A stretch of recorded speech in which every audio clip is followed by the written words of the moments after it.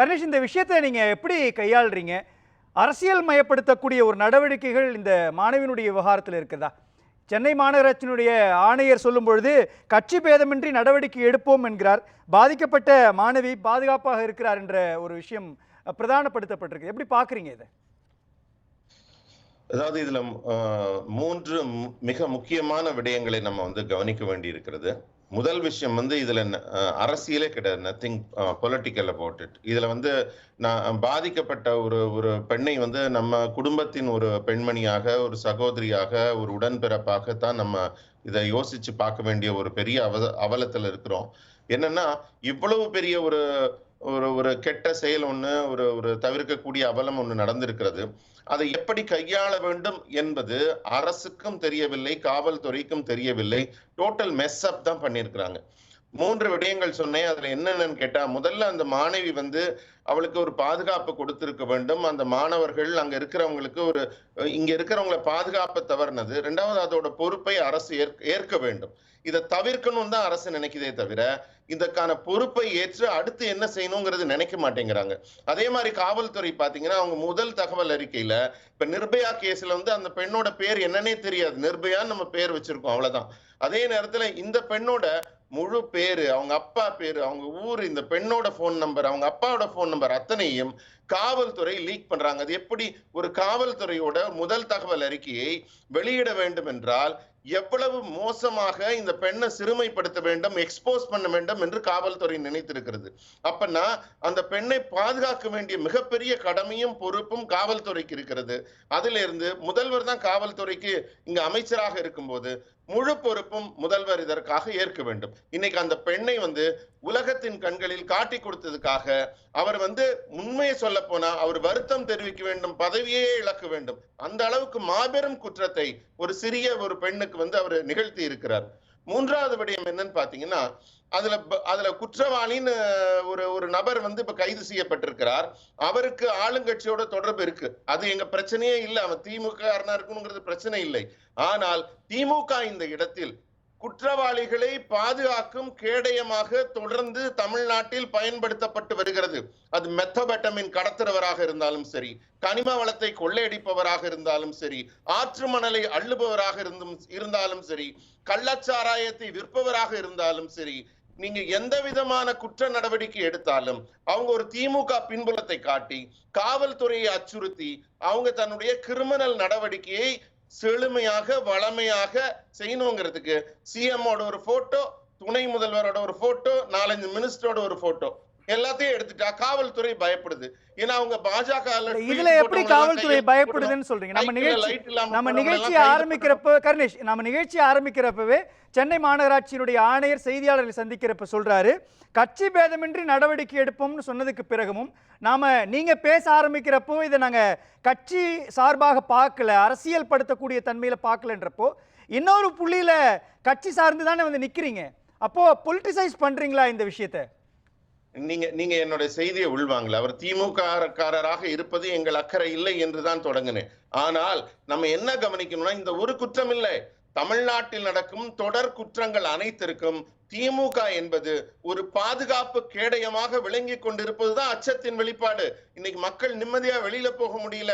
ரவுடிகள், சட்டம் ஒழுங்கு சீர்கேடு, மது, போதை, இந்த மாதிரி எல்லா விதமான ஒரு கெட்ட நடவடிக்கைகளுக்கும் திமுக புரொடெக்டிவ் ஷீல்டா இருக்கிறது மட்டும்தான் எங்க பயம். அதுதான் எங்க வருத்தம். நாங்க குறிப்பிட்டு சொல்ல வேண்டியது, மறுபடியும் இது அரசியலாக்க கூடாது. பாதிக்கப்பட்டது ஒரு பெண். இன்னைக்கு கமிஷனர் பேசினாரு, ஓகே, அவருக்கு ஒரு புள்ளியிலாவது ஒரு வருத்தம் தெரிவிச்சாரா? அவர் முகத்துல ஒரு பதட்டம் இருக்கா? அவர் அந்த பொண்ணுக்கு இப்படி ஆயிடுச்சு, அந்த எஃப்ஐஆர் வெளியில வந்துருச்சு, அதுக்கு விளக்கம் சொன்னாரா? எப்படி இவ்வளவு பாதுகாப்பையும் மீறி காவல்துறையோட அவங்களுடைய போலீஸ் ஸ்டேஷன்ல இருந்து ஒரு எஃப்ஐஆர் காப்பி எப்படிங்க வெளியில சமூக ஊடகத்துக்கு வருது? அப்ப அவங்க தானே ரிலீஸ் பண்ணிருக்காங்க. அப்ப அந்த பொண்ணை இவங்க பாதுகாக்கணும்னு கொஞ்சம் கூட அவங்க எண்ணம் இல்லையே. இதுக்கப்புறம் அவங்க பாதுகாத்து என்ன செய்ய போறாங்க? இது மிக மோசமான முன்னுதாரணம். அதாவது என்னையும் கொஞ்சம் விசாரணை செய்ய விடுங்க. காவல்துறை விசாரணை செஞ்சுக்கிட்டு இருக்குது அப்படின்றப்போ விசாரணையை கட்சிகள் தொடங்கிடுச்சா இந்த விஷயத்துல? கண்டிப்பாக இல்லை, கண்டிப்பாக இல்லை. அதாவது நீங்க ஒரு விடயம் புரிஞ்சுக்கணும். எங்களுடைய கட்சியின் தலைவர் மதிப்பிற்குரிய அண்ணாமலை அவர்கள் ஒரு ஐபிஎஸ் ஆபீசரா இருக்கிறதுனால இவங்க பண்ற எல்லா குளறுபடிகளையும் எக்ஸ்போஸ் பண்றார். அவர் வெளியிடுறார், இவங்க பண்றது இதெல்லாம் தவறுகள், இதெல்லாம் இவங்க செய்திருக்க கூடாது அப்படிங்கறதெல்லாம் புள்ளி விவரத்தோட வெளியிடுறார். அதனாலதான் திமுகவுடைய அத்தனை தவறுகளும் இப்போது அம்பலத்துக்கு வந்திருக்கிறது. ஒரு வாரமா அவங்க வந்து ப்ரொடெக்ட் பண்ணும் தான் நினைச்சாங்களே தவிர, அந்த பொண்ணை தான் பயமுறுத்தினாங்களே தவிர குற்றவாளியை கையெடுக்கவில்லை. இன்னும் சொல்ல போனால் ஒரு முக்கியமான அமைச்சர் இவரை 2வது முறையாக ஹரிக்குமார் கைது செய்யறார் காவல்துறை அதிகாரி. அப்ப இவர் விட்டுருங்கன்னு சொல்ற அளவுக்கு அந்த கட்சியை சார்ந்த வட்ட தலைவரும் ஒரு அமைச்சரும் அவங்க குறுக்கீடு செஞ்சிருக்காங்க. சட்டத்துல அவங்க கடமையை செய்ய விடாம காவல் அதிகாரிகளை குறுக்கீடு செய்திருக்கிறார்கள்.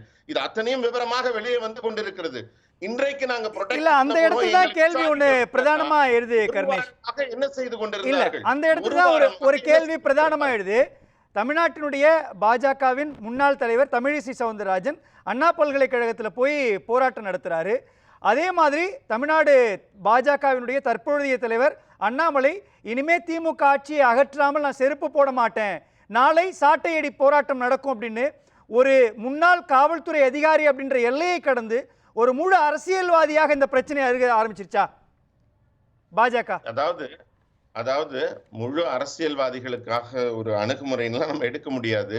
அவருடைய கொதிப்பு இந்த ஆட்சியை பத்தியும் இங்க நடக்கிற அவலங்களை பத்தியும் மூச்சு விடாம நம்ம இவ்வளவு சொல்லியும் கூட அவங்க வந்து ஒரு தன்னை திருத்தி கொள்ள வேண்டும், தன்னுடைய நடைமுறையை மாற்றிக்கொள்ள வேண்டும் அப்படிங்கறத நினைக்கிறாங்க. நினைக்கவே இல்லை. ஒரு உதாரணத்துக்கு கோயம்புத்தூர்ல பாத்தீங்கன்னா ஒரு தீவிரவாதியோடைய மரணத்துக்கு அரசு முழு ஒத்துழைப்பு தருகிறது. மிக பிரம்மாண்டமாக ஒரு தியாக சீலராக அவர் உருவாக்கி காட்டப்படுறாங்க. அதுக்கு எதிர்ப்பு தெரிவிக்கிற பாஜக தொண்டர்களை கைது செய்கிறார்கள். இன்றைக்கு கூட இந்த ஆர்ப்பாட்டத்துக்கு கண்டனம் தெரிவித்து பாஜகவோட தலைவர் கருநாகராஜன், தமிழிசை மேடம், இன்னும் முக்கியமான தலைவர்கள் எல்லாரும் போய் நின்னோன்னு ஒரு வார்த்தை கூட பேச விடாம அவங்கள அப்படியே அள்ளி கொண்டு போய் உடனே சிறையில் அடைக்க வேண்டிய அவசியம் என்ன? காவல்துறை இதுல காட்டுற வேகத்தை அந்த குற்றவாளியை தூக்குறதுல காட்டி இருந்துச்சுன்னா இது மாதிரி கைது செய்யப்பட்டிருக்கிறார், அவர்கிட்ட வந்து வாக்குமூலம் பெறப்பட்டிருக்கிறது, விசாரணை நடக்குது. அதுக்குள்ள ஏன் இவர் கட்சி சார்ந்த நபர், ஏன் அவர் கட்சி இவங்க பேசுவாங்க ரீகன் என்ன பேசுவாங்க தெரியுங்களா? இங்கே மணிப்பூர் போயிடுவாங்க, அங்க என்னுடைய சகோதரி ஒருத்தர்னு ஆரம்பிச்சு பேசுவாங்க. மெழுகுவத்தி எடுத்துட்டு கனிமொழி மேடம்ல இருந்து எல்லாரும் வந்து பெரிய ஆர்ப்பாட்டம் பண்ணுவாங்க. நம்ம நாட்டுல நம்ம ஊர்ல இங்க இருக்க கோட்டூர்புரம்ல ஒரு பெண்மணி மிகவும் கேவலமாக கீழ்த்தரமாக ஒரு மாணவி, ஒரு குழந்தை, அதுவும் முடியாதுன்னு அவங்க சொல்றாங்க. கதற ஒரு காமுகன் சீரழிக்கிறான், அவன் உங்க கட்சியோட தொடர்புல இருக்கான், ஏன் அமைதி காக்குறீங்க? எங்க போனீங்க நீங்க எல்லாம்? இதே வேற மாநிலத்திலயோ பாஜக ஆளுற மாநிலத்திலயோ ஏதாவது இந்த மாதிரி ஒரு சம்பவத்தின் ஒரு சின்ன கீற்று இருந்தா கூட உயிர் போற அளவுக்கு கதறக்கூடிய நீங்கள் எல்லாம் இப்ப எங்க போயிருக்கிறீங்க? இல்ல அதே கேள்வியா வைக்கிறாங்க.